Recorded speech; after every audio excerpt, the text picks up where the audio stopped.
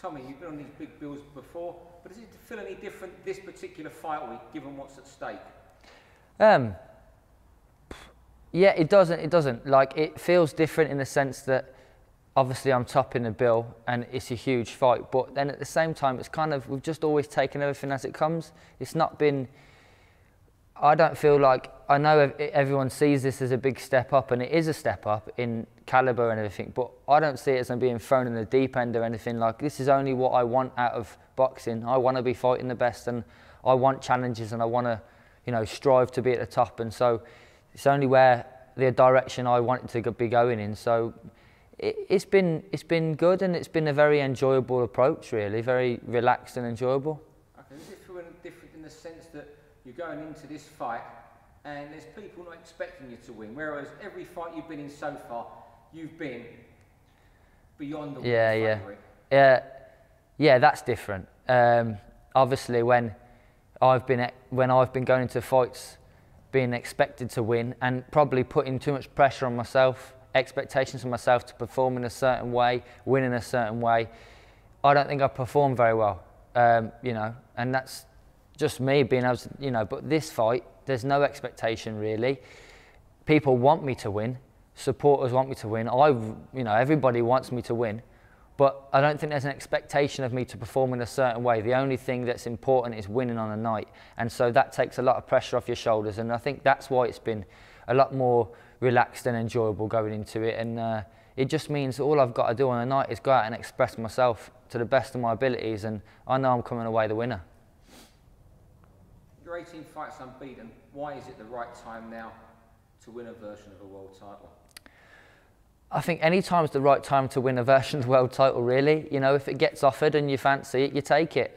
But, you know, the fight came up, Frank did what he had to do, got me the chance, and I was more than happy to take it and more than happy to say yes. You know, it puts me up there, and obviously winning this makes you front of the queue for Billy Joe Saunders.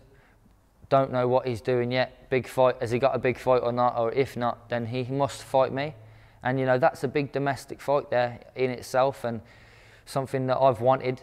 And this means it can't be avoided, winning this fight. So I have to win this fight. Well, with his Golovkin fight, looking that it's on hold for now, you are most probably win this. You are really rocketed towards that fight, possibly in July maybe. That's it. It could happen faster than what you originally think. You know, obviously you're originally thinking the Golovkin fight's going to happen in the meantime, and you're going to be there, certainty to fight the winner.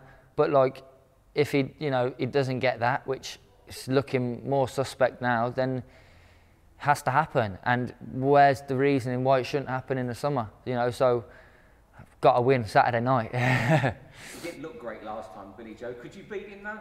Yeah. I've never been shy about saying that I'd fancy the Billy Joe fight, and I fancy to beat Billy Joe. I will say this for him: he's a very, very good top operator, and he always has found a way to win despite his performance. But like, you know, you're in the game to fight for titles and fight for world titles, and he's got one and I want it, so that's just one of them. Before that, and with big fights against him, possibly at the Hawthorns, you got Khurtsidze. Yeah. How tough is this going to be this weekend? Listen, it's a very tough night. He's very avoided. You know, the bigger names in the division don't want anything to do with him. You know, he's Billy Joe's mandatory. Well, was Billy Joe's mandatory before this fight got put in. So he's very strong. He's relentless. He'll keep coming, and he'll try and knock me out all night long.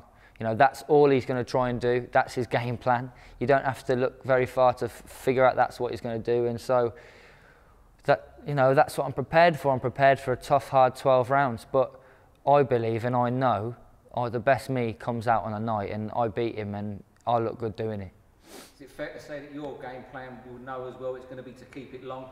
Yeah, you know, sizes seem to, you know, it will explain that for itself. But like, I think people will be surprised in the same sense that, you know, yes, I got to keep it long, but I ain't going to retreat. You know, you give up too much ground against these sort of fighters, and they're all over you. So you got to be first, and you got to be first to the punch. And I think the key is not to miss with the first punch, because he's got such good head movement, and he's so short. You miss with that first one, he's in on all over you. So got to land that first punch and just keep him on the end of that all night long. And yeah, and when I get the chance, punish him. The win against Antoine Douglas was excellent and showed how dangerous he can be even late in a fight. Yeah, it was. You know, it was a good win for him. And in America, it was a good win for him. You know, everybody over there now is talking about him because of that win. Do we know really how good Douglas was? Not really, because he hasn't really. I mean, he fought Sorrow, but Sorrow's he got a draw with Sorrow, but he's a light middleweight really. So when you're taking those things into consideration, and he hasn't really fought anybody other than Khurtsidze, who obviously beat him. You know, how good was Douglas? So that's the question that we don't. There's a lot of question marks about Khurtsidze. Obviously, you prepare for the best and the most dangerous one of them. There's question marks about me, but I think the question marks that are there for me is that nobody's seen me at this level yet. And you know, people are saying, "Can he do this? Can he?" You know, I think I know him myself, having sparred with who I sparred and been in the gym with and what I've got in the tank, and so I know what I can deliver.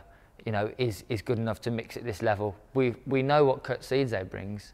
It's just a case of, you know, I've got to handle it and I've got to deal with it. Is it an advantage also that he's had 13 months out, and in that time you've had 3 fights and almost 31 rounds of action? Well, you'd say it's an advantage, obviously, and you know that brings up question marks again.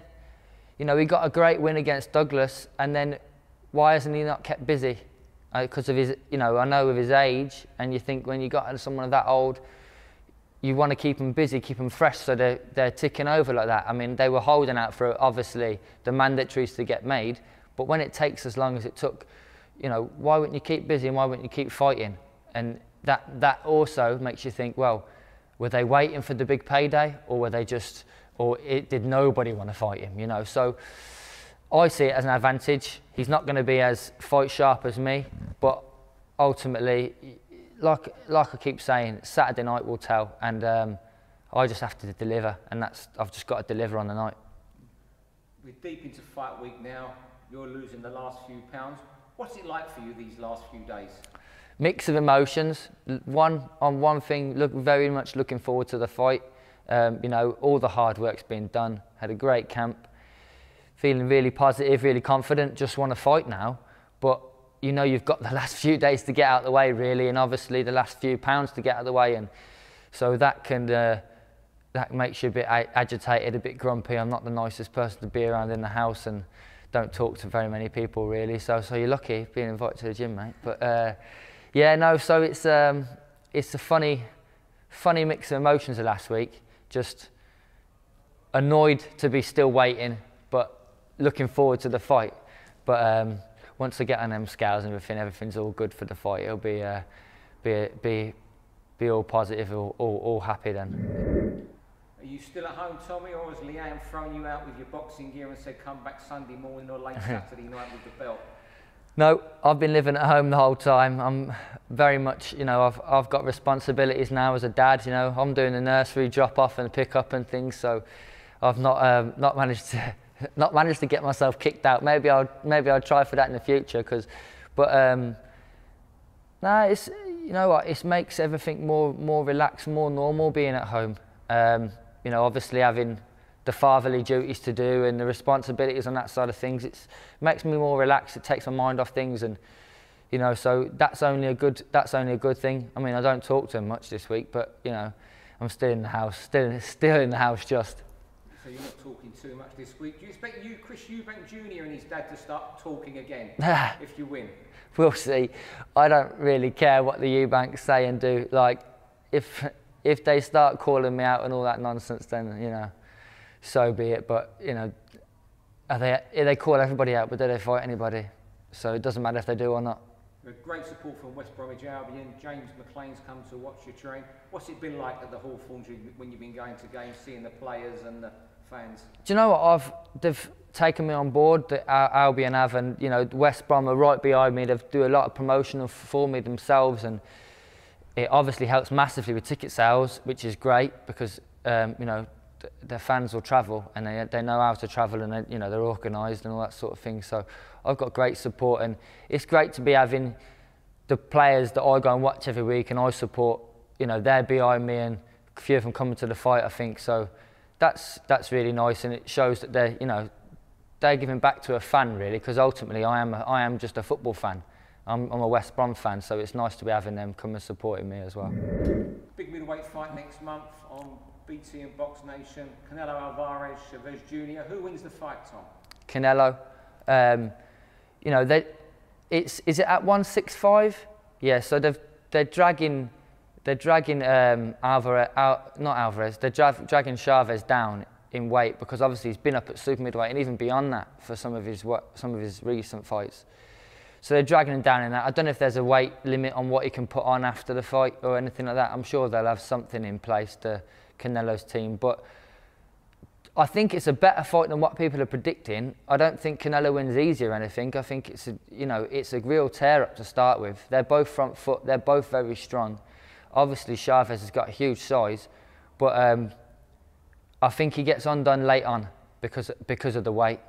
I think early on it'll be a real toe-to-toe tear-up, and but I think he'll start getting undone and he'll start unravelling in the latter half of the fight, and then we'll either see Canelo late stoppage or it'll be a Canelo points win.